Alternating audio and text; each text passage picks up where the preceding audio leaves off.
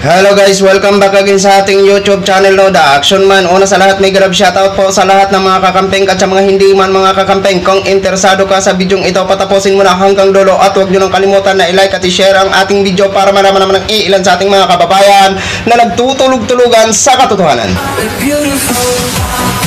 So muli naman nagbabalik ang nag-iisa nyong host na si The Action Man para magbigay ng komentaryo at reaction sa mga mainit ng issue ng bayan. So ito ho mga ka-action, no? Welcome back, no? Ayan, dalawang araw ho tayo na hindi nakapag-live mga ka-action. Gawa ng abay nag-beach ang inyong idol. Buti na lang hindi ako umitim. Kasi maitim naman talaga ako. Paano nga ba umitim? Alright, na-miss ko ho kayo mga ka-action sa live, okay? Baka mamayang gabi mag-live na ho tayo. Monday po ngayon mga ka-action.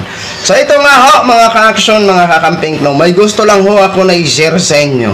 Sa tindi ba naman kasi ng init ngayon, kung ano-ano na po ang iniisip ng ating mga kaibigan sa kabila. Di ba? So alam naman po natin na ang ginagawa ng kasalukuyang administrasyon dyan sa West Philippine Sea ay dinidipinsahan ang ating territory laban sa mga mapang-agaw na bansa, lalong-lalo na po ang China, mga ka-aksyon, mga kakamping. At eto naman ang ating mga kaibigan, walang tigil ng kung ano-ano na mga patuksada na kahit wala na sa hulog o wala na sa issue, kung ano-ano na lang ang naiisip sa tindi ng init ng panahon. Diba? So, eto po mga ka-action. Eto naman si Ka Eric Osilis ho mga ka-action. Gumawa na naman ng kung ano-ano, nagwawala na naman ho siya. Ewan ko kung ano naman ang mangyayari dito sa ginagawa niya. Eto ho mga ka-action, no? Basahin natin to. Ayan. Nakikita niyo yan? Sign now. Ba? Noto US BBM proxy war. Nakita nyo yan. Basahin nyo ulit. Nang sa ganun makita nyo. Ayan. Nakita nyo na ha. Okay, alisin na natin yan. Okay. So ito ho mga ka-action, may video po ito. Kung gusto nyo po mapanood ang video, puntahan nyo lang ang channel na Tiroy TV 26. Doon nyo po mapanood. So hindi na ho ako kumuha ng video, gawa ng may kanta po na Pilipinas Kong Mahal. Makaka-copyright lang po ako doon. Okay? Kung gusto nyo po puntahan nyo po para mapanood nyo kung ilang piraso ba sila na nagpirma dyan. Yan po ay isang manupisto naman po mga ka-action na kung saan ayaw naman nila sa US ho mga ka-action. Okay? So nandyan si Sas Regundo. Present din ang inyong lolo dyan na si Badong Aratilis at ang iba pa na mga vloggers. Okay? So balikan natin yung unang manupisto nila na pinamumunuan ni yung retired Captain Army na si sino ba yon? Yung parang sunga. Tapos panay man ito hanga si the general opinion na marami na daw ang pumirma sa manupisto. Nasaan na nga pala yung manupisto na yon, the general opinion? May nagawa ba kayo? Wala, no? Nagpapirma-pirma pa kayo mga online. Sus ko. Mario Joseph. Eto na naman. Ang ginawa naman ni Silis, Sign now. Noto US BBM proxy war. Diba? Ayaw na ayaw talaga nila sa US.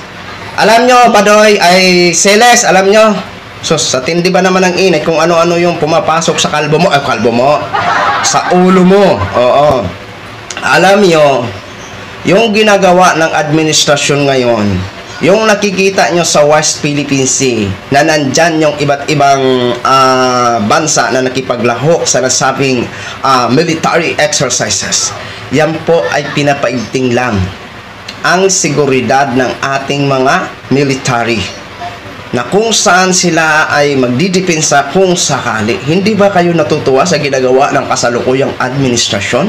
Diba? Wala namang ginagawa yan. Kung hindi nagsasanay lang po yan kasama ang iba-ibang lahi di ba? Kasi nga po nung pinirmahan ni Mr. President ang Executive Number 57 na kung saan, correct me if I'm wrong, na kung saan papaigtingin ang ating mga militar o dyan sa West Philippine Sea para masiguro ang ating pagbabantay dyan. Wala tayong nakikitang masama dyan. Ang kaso, hindi nyo nagugustuhan ang nangyayari. Kasi sabi nyo, iniisip nyo sa iyong ulo na kalbo, na baka magkakagera na. Hindi po yan mga ka-aksyon, mga kakampi. Wag na wag ho kayo maniwala dyan. Wag kayong maniwala dyan. Alam nyo sa balita ang totoo kung ano ang hangarin sa nasabing military exercises. Diba? Mas maganda yung ginagawa ni Mr. President Bongbong Marcos, ang sanayin ang ating mga militar dyan sa West Philippine Sea para kung sakali marunong na ho sila kung ano ang gagawin nila dyan, di ba? Kaysa noong nagdaang administrasyong Duterte, ano ba ang nangyari? Mas gusto kasi nila yung mga Chinese kasi nagiging sunod-sunuran ang bansa natin, di ba? Kung hindi ba naman kayo mga palpak mag-isip, mas gugustuhin nyo pa na ang Pilipinas ang magiging sunod-sunuran sa kagustuhan ng China. Na alam naman po natin na may mga part tayo na pasok sa exclusive economic zone na tayo ang nagmamay-ari na kung saan inaangkin ng China. Gugustuhin nyo ba na magiging sunod-sunuran tayo sa sarili nating bakuran? Ano tayo? Mga duwag? Kung may mga duwag man dito na hindi kaya ipaglaban ang sarili nating bakuran, walang iba kung hindi kayo ng mga DDS. Di ba? Gustuhin yung China. Di ba? Kasi best friend lang po nyo. Na kung saan nagkaroon ng mga kung ano-ano dyan. Di ba? Pati kayo naloko. Di ba? Kasi ngayon nyo lang din nalaman yan. Yung mga secret deal na yan. Di ba? Di kasama din po kayo na niloko ng amo nyo. Di ba? Sus na ko po. Kayo mga ka-action, mga kakampeng. Sa tingin nyo ba, tatalab yung panawagan naman, nagpapasign-sign naman ng manupisto ito si Celes? Ilang milyon ba kayo? Nasaan pala yun? Mga ka-action, mga kakampeng, tingnan nyo yung ang video na yan. Ang Tiroy TV26. Puntahan nyo. Sus, Mariosa. Hindi nga siguro naka200 ang nag-attend dyan o nagpirma. Akala ko ba milyones kayo? Ito lang ang tandaan nyo. Kung makalikom kayo ng siguro 60% na Pinoy na mag-sign dyan, yan, pwede nyo siguro mapaalis mga Amerikano dito sa Pilipinas o mahadlangan, di ba? Ang problema, hindi nga siguro kayo umabot siguro ng milyon. Di ba? Kung hindi nyo lang hakutin, hindi talaga kayo ng milyon. Di ba? Sus. Alam ho natin ang mga galawan ng mga DDS. Nagpapakita ng gilas sa oras ng mga rally. Pero kung sa aktual na, anong ipamasahe daw kung saan lugar galing nyo? Bigyan nyo muna ng pamasahe yon para mag-sign dyan sa inyong pinapasign sa manupisto ninyo. Kasi dyan naman sanay ang mga supporters ng DDS, binibigyan ng pamasahe. Hindi kagaya ng mga kakamping na kusang ginagastos ang sariling pera, hindi naghihingi, no?